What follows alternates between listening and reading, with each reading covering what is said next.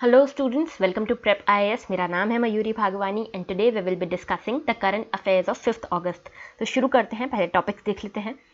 सो GS1 में we have nothing for today. GS2 में government policies में से वी विल स्टडी समग्र शिक्षा स्कीम। ये स्कीम इसलिए इम्पॉर्टेंट है क्योंकि इसे 2026 तक एक्सटेंड कर दिया गया है और इसमें डायरेक्ट कैश ट्रांसफ़र की भी बात की जा रही है। तो ये पूरा इशू क्या है इसको समझेंगे। Then we have air quality commission bill. तो एयर क्वालिटी कमीशन बनाए जाने की बात की जा रही है इस बिल में, जो कि नेशनल कैपिटल रीजन के लिए बनाया जा रहा है। तो क्योंकि आपको पता है एयर पोल्यूशन बहुत ज़्यादा है नेशनल कैपिटल रीजन में, तो इसके लिए ये कमीशन बनाया जा रहा है और इसके कमीशन के क्या क्या प्रोविजन होंगे इसको देखेंगे। Then we have fast track special courts. तो फास्ट ट्रैक स्पेशल कोर्ट्स क्यों बनाई गई थी, क्या नीड थी, क्या न्यूज़ में है, ये इस सब चीज़ों को देखेंगे। एजुकेशन में we have language ladder for an educational road block. तो ये एक एडिटोरियल है जो द हिंदू में आया है और इसे लिखा है हमारे vice president mister Venkaiah Naidu ने। ठीक है, तो इसमें ये बताया गया है कि एजुकेशन जो एक रोड ब्लॉक बन गया है, एक लैंग्वेज बैरियर आ गया है एजुकेशन में, उसे क्लियर करने के लिए हमें मदर टंग को इंट्रोड्यूस करने की ज़रूरत है एजुकेशन में। तो ये पूरा इशू क्या है इसको समझेंगे डिटेल में। देन पॉलिटी में we have no fundamental right to strike. तो राइट टू स्ट्राइक एक फंडामेंटल राइट नहीं है, इसकी बात की गई है इस एडिटोरियल में। तो ये एडिटोरियल क्या कहता है इसको समझेंगे डिटेल में। देन रिक्यूजल ऑफ जजेस। तो CGI जो हमारे हैं वो उन्होंने एक केस से रिक्यूज कर दिया है, खुद को पार्टिसिपेट करने से मना कर दिया है और कहा है कि ये केस किसी और बेंच के पास दिया जाए। ठीक है, तो ये रिक्यूजल ऑफ जजेस क्यों होता है, कैसे होता है, क्या इसके प्रोविजन हैं, क्या इसके लिए कोई लॉ है इंडिया में, इन सभी चीज़ों को देखेंगे। देन वी हैव डिफेंस में INS विक्रांत। GS3 में एग्रीकल्चर टॉपिक में से वी हैव सबल बर्निंग। तो सबल बर्निंग क्या है, क्या इसकी ज़रूरत होती है, क्यों फार्मर्स अभी भी सबल बर्निंग करते हैं, गवर्नमेंट क्या कर रही है, क्या सॉल्यूशन हो सकते हैं, इस पूरे टॉपिक को देखेंगे। एंड देन GS4 में we have nothing for today. So आगे बढ़ते हैं with today's pinch of positivity. If you can dream it you can do it. So believe me, अगर आपने सोचा है कि आप UPSC क्लियर कर सकते हैं, अगर आप इसकी प्रिपरेशन कर रहे हैं, मतलब आपने सोचा तो होगा, ड्रीम तो किया होगा इसके लिए। So you have the guts, you have the potential to achieve it. So don't waste any time, don't waste any moment, any day, start from today. ठीक है, आज से अपने ड्रीम को पूरा करने के लिए लग जाओ क्योंकि you have the potential to achieve it. So with this positivity start करते हैं आज का सेशन। पहला आज का editorial, the language ladder for an educational road block.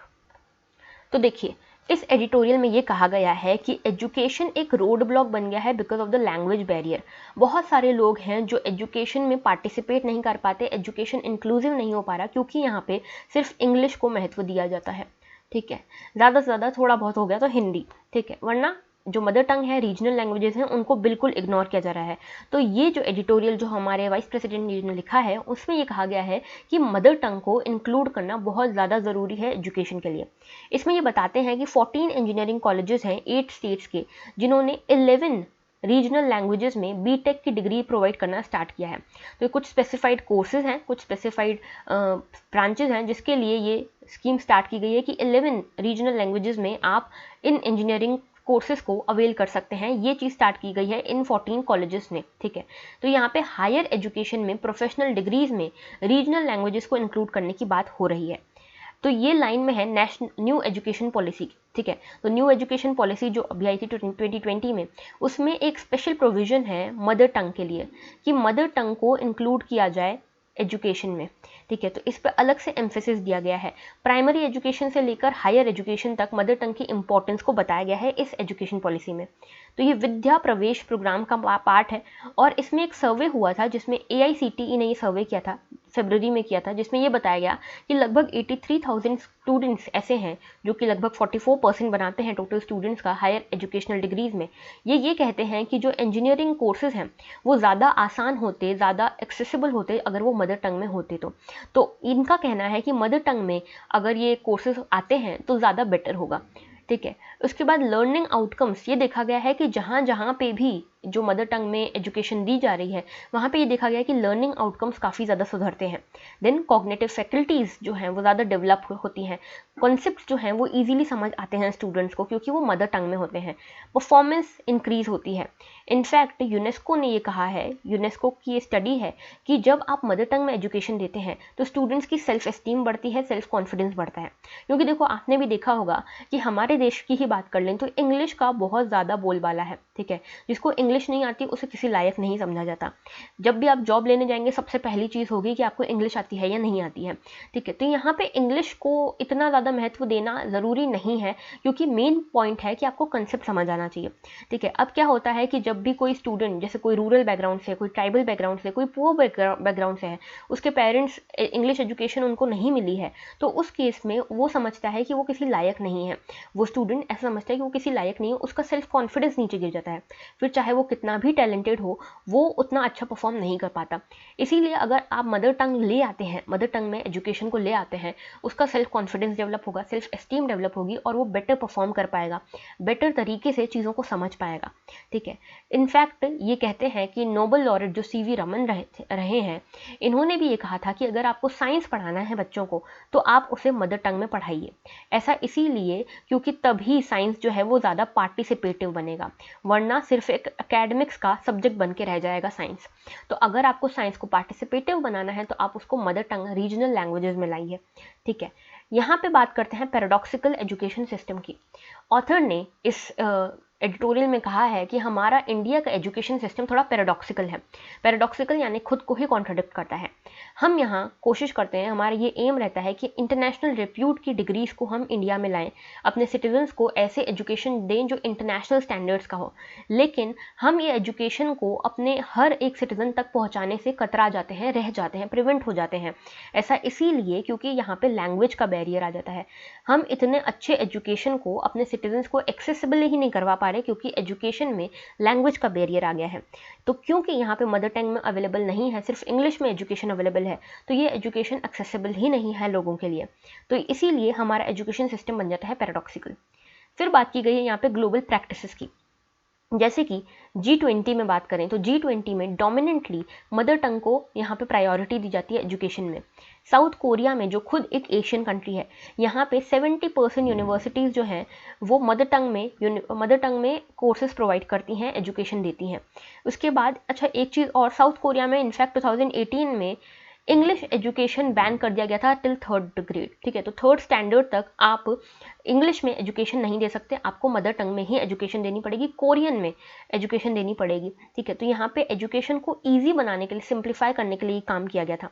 Japan में भी सेम किया गया, ठीक है। जापान में भी जापानीज़ में पढ़ाया जाता है, कनाडा में भी सेम, इनफैक्ट चाइना में भी मैंडरीन में पढ़ाया जाता है।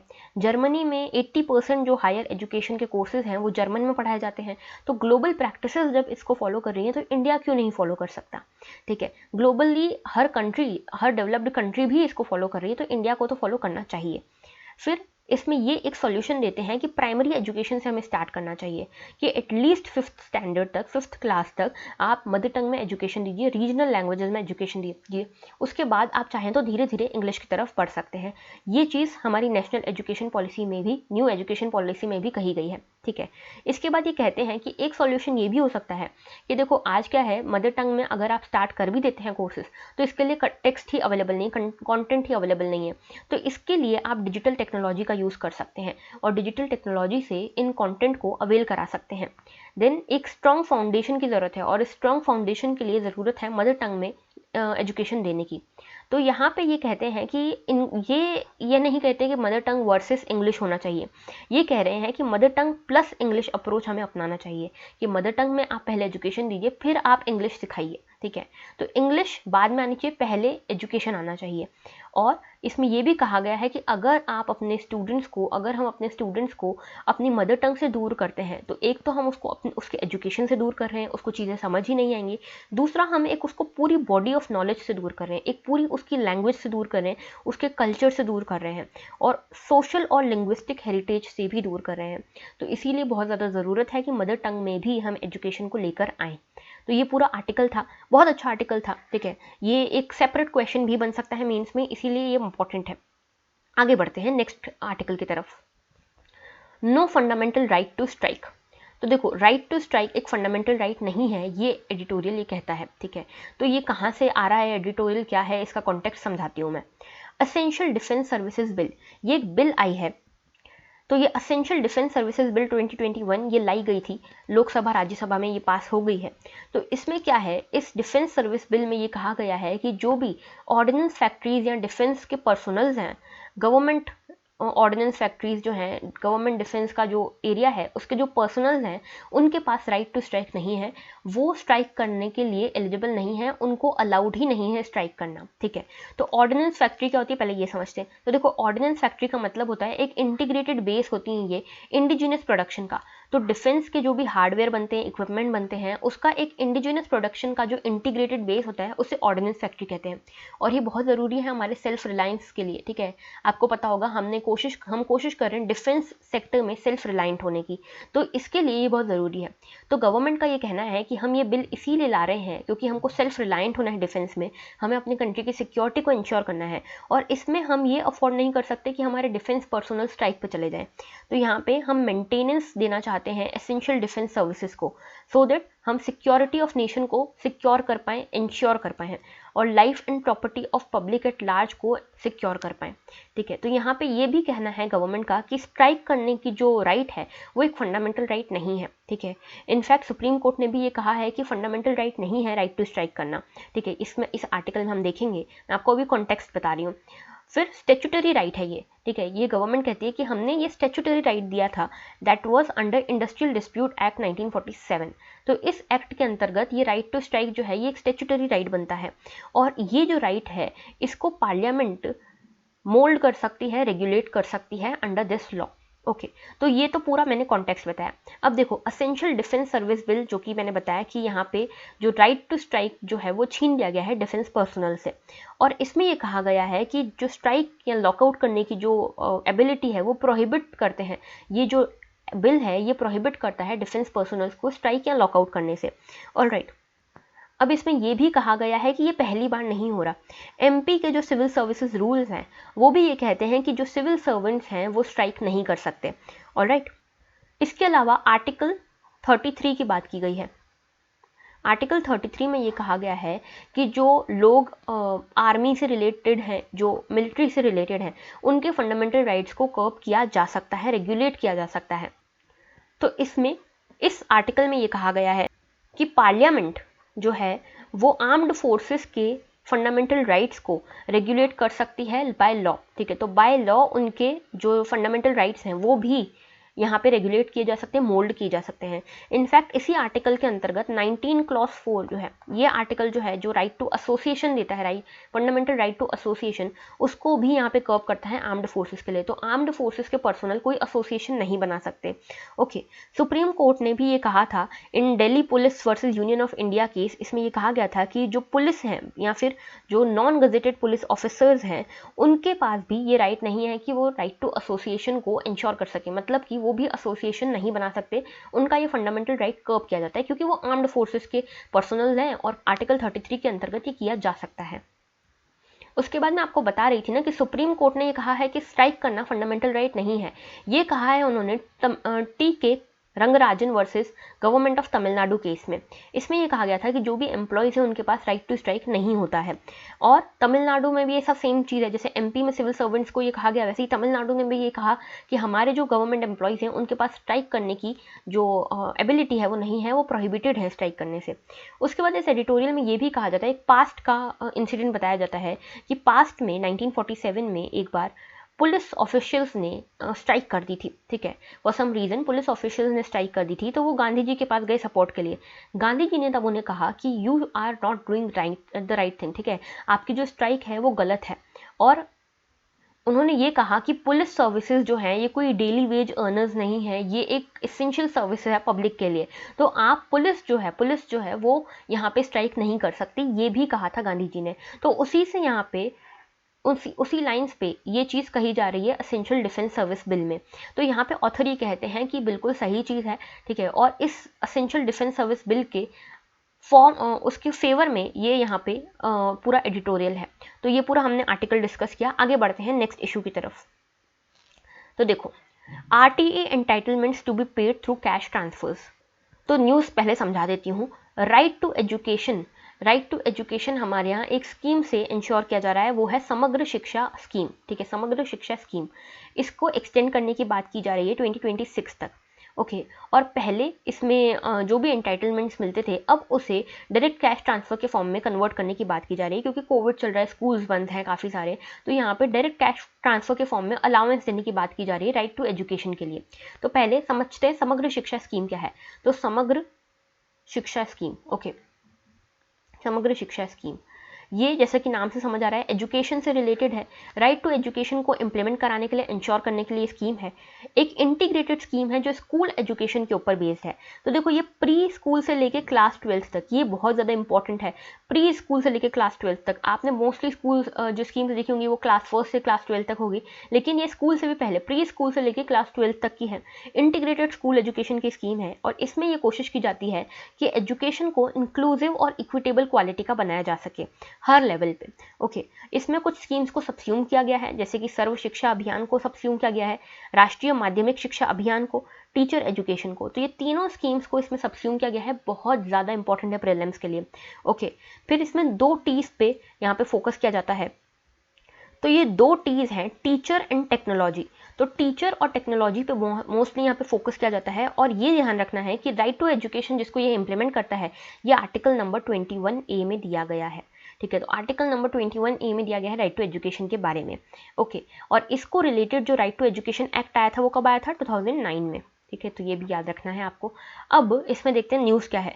तो न्यूज़ ये है कि सेंटर जो है ये प्लान कर रहा है कि राइट टू एजुकेशन के जो एंटाइटलमेंट्स हैं उसका कैश ट्रांसफ़र किया जाए स्टूडेंट्स के अकाउंट्स में।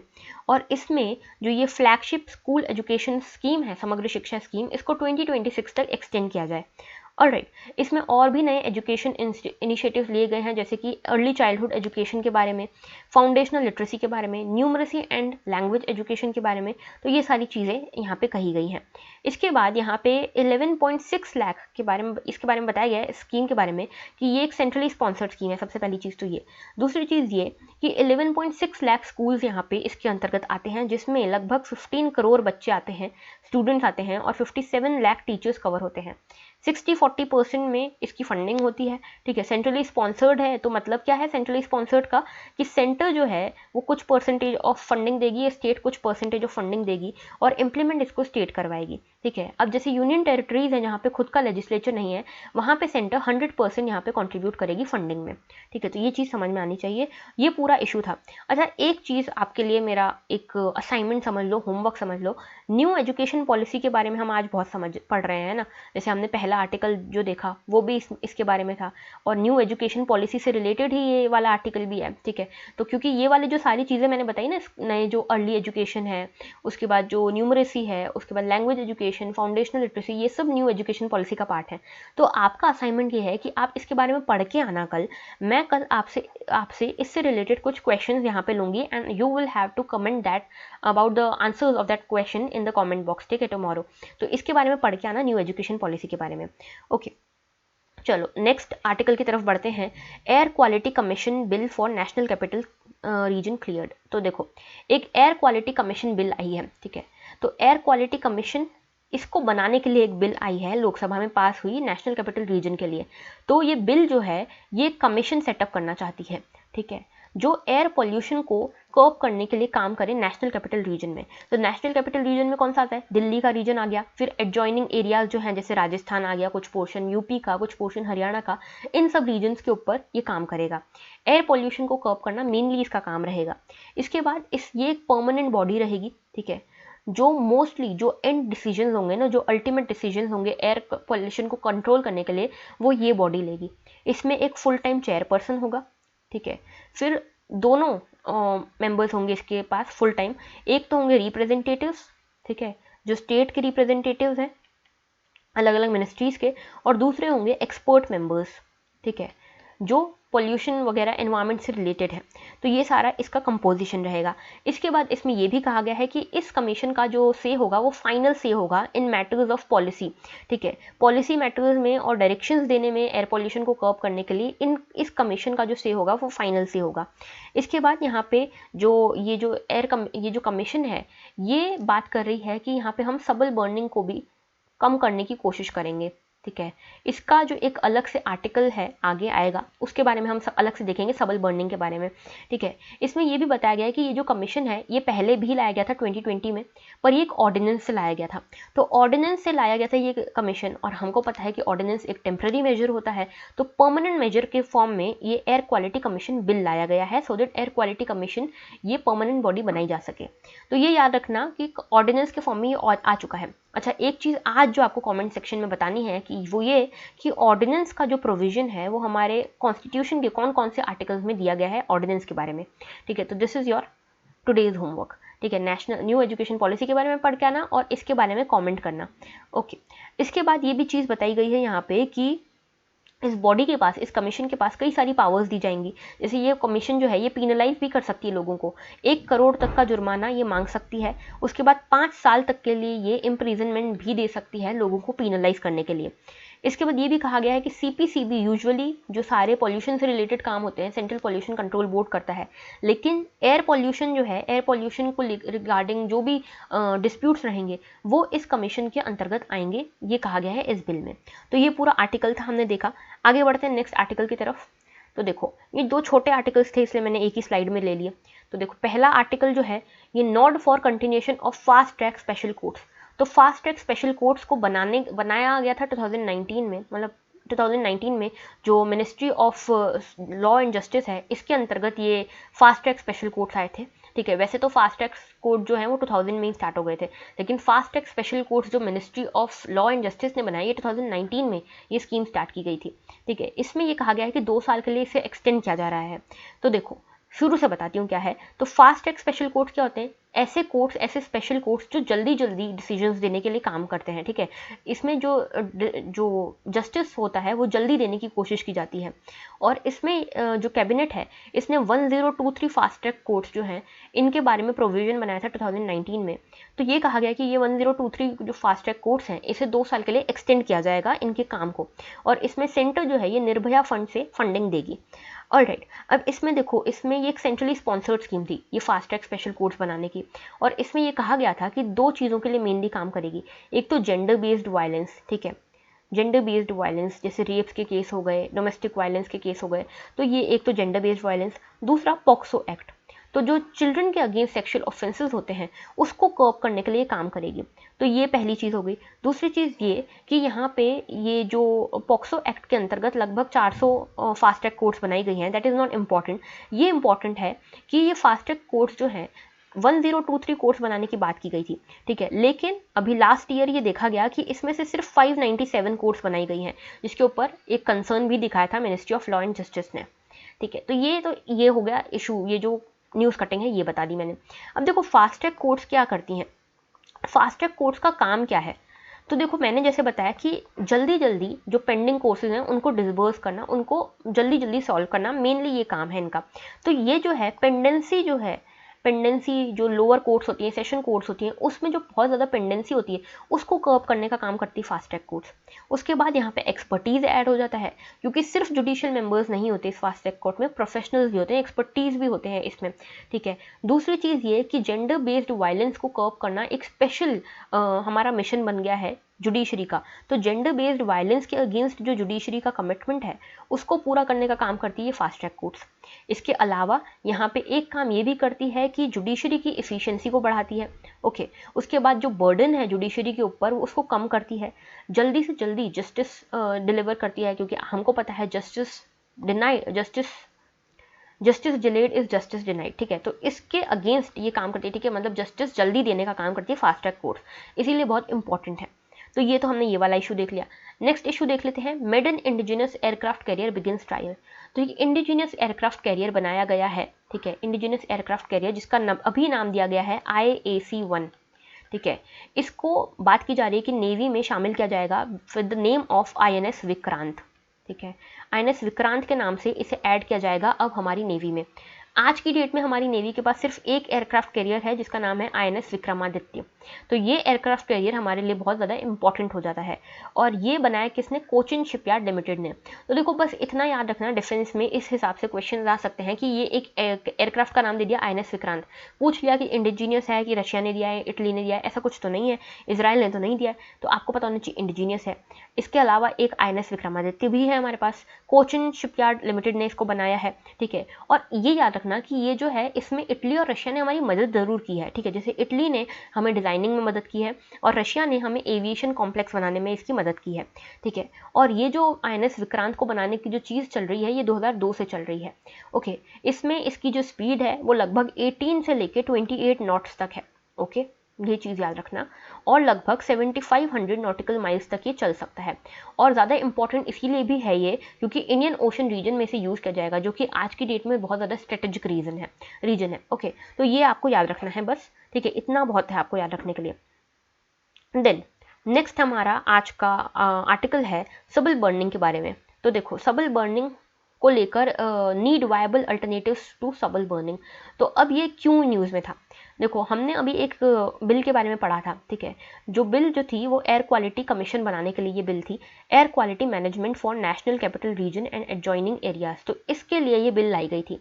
इसमें एक प्रोविजन था, पहले एक क्लॉज हुआ करता था कि जो भी फार्मर सबल बर्निंग करेंगे उनको पीनलाइज किया जाएगा, लेकिन इस क्लॉज को रिमूव कर दिया गया है इस बिल में, जो कि एक्सपर्ट्स के अकॉर्डिंग भी बहुत सही है।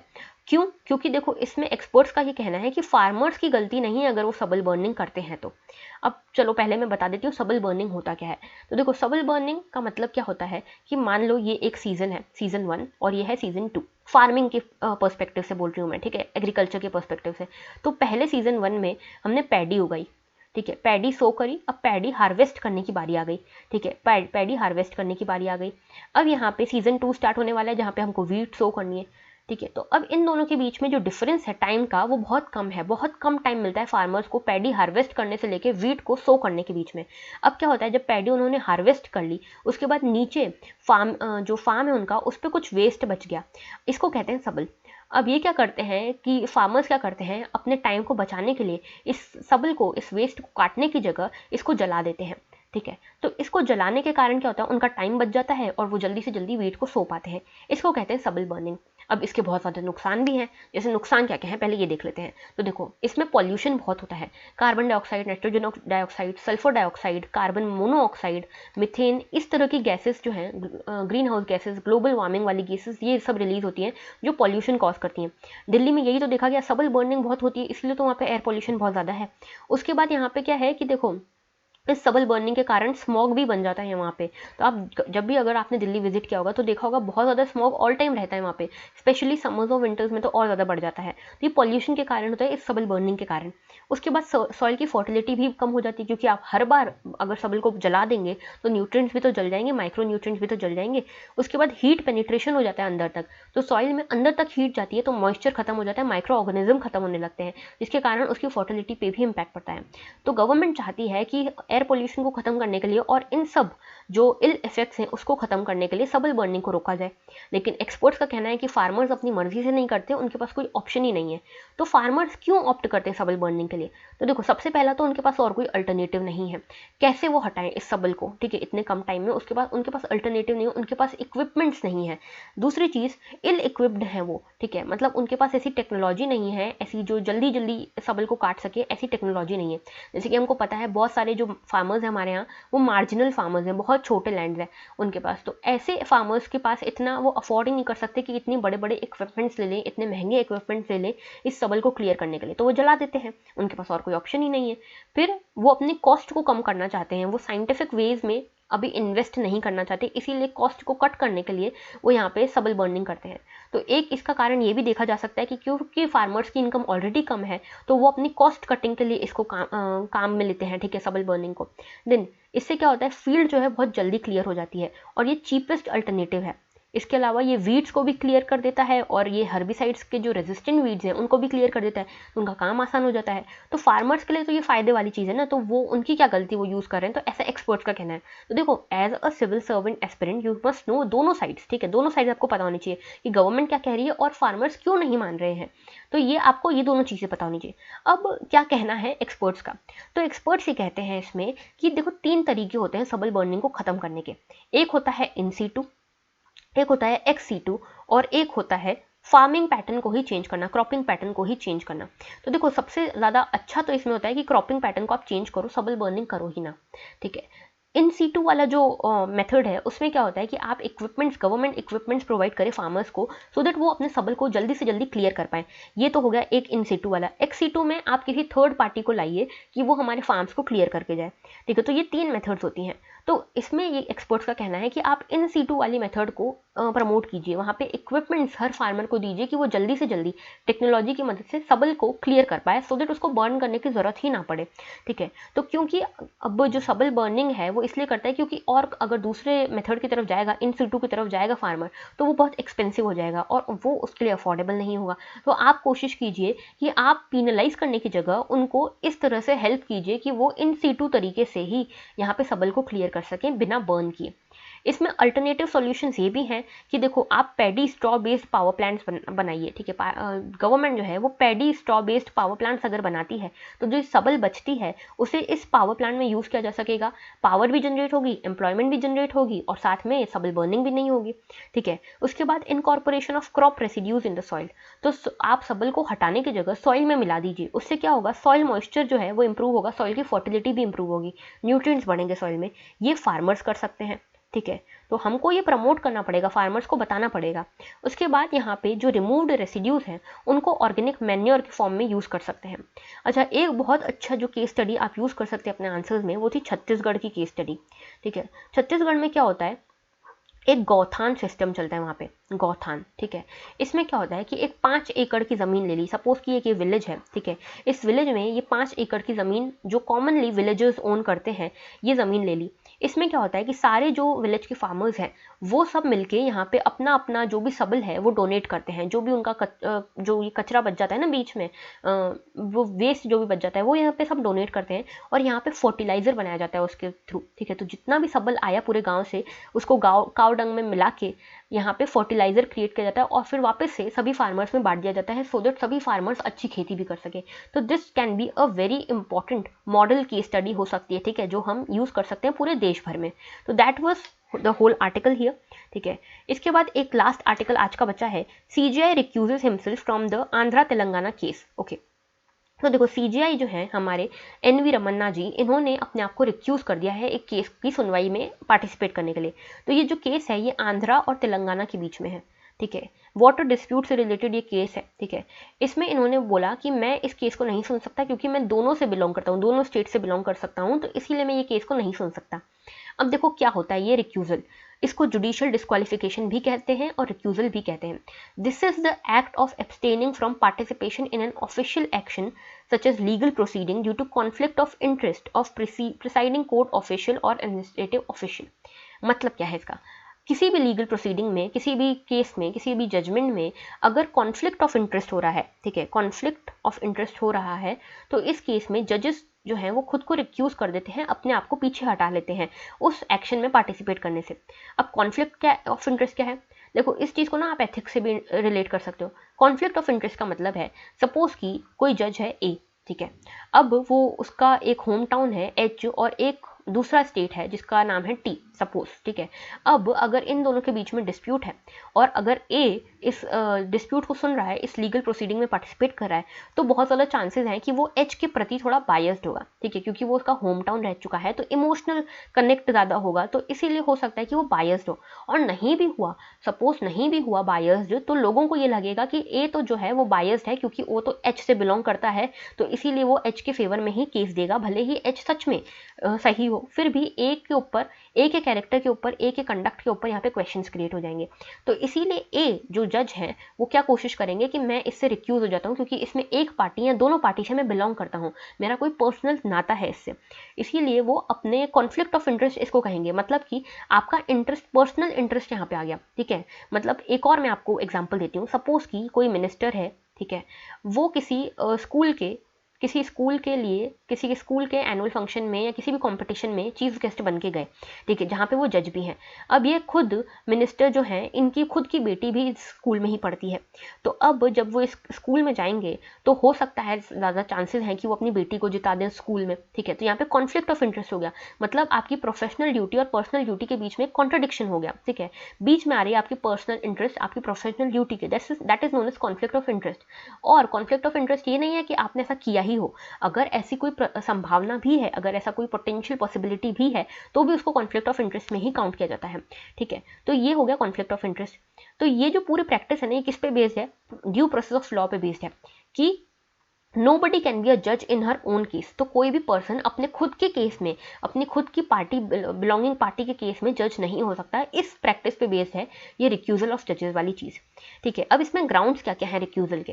पहला ग्राउंड है कि जज जो है किसी एक पार्टी को फेवर ना करे, किसी एक पार्टी के अगेंस्ट में ना हो, ठीक है। तो ऑब्जेक्टिव ऑब्जर्वर बनना पड़ेगा, ऑब्जेक्टिवनेस होनी चाहिए जज की आंखों में उस केस को सुनते हुए, उसका कोई पर्सनल इंटरेस्ट या पर्सनल दुश्मनी नहीं होनी चाहिए किसी भी पार्टी से।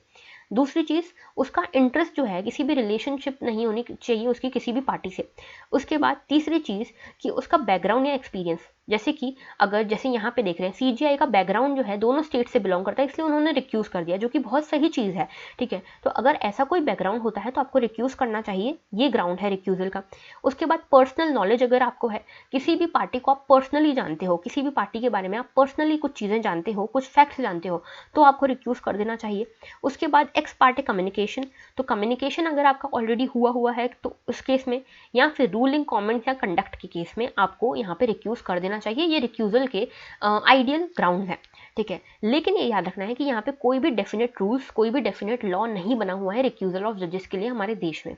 तो ये चीज़ें आपको पता होनी चाहिए, ठीक है। तो ये जो रिक्यूज़ल है ना, इसको कॉन्फ्लिक्ट ऑफ इंटरेस्ट से बचने का एक तरीका माना जाता है। तो ये एक टॉपिक जो एथिक्स से भी रिलेट करता है और पॉलिटिक्स से भी रिलेट करता है, ये आपको पता होना चाहिए, ठीक है। तो आज के लिए यही सारे टॉपिक्स थे। Thank you for watching and I hope आपको ये वीडियो काम आया हो। कुछ भी डाउट्स हो आप कमेंट सेक्शन में यहाँ पे कमेंट कर सकते हैं। जो क्वेश्चन मैंने पूछे हैं उसका कमेंट सेक्शन में आंसर ज़रूर दीजिएगा and participate in this session. Okay, तो thank you for watching and have a very good day.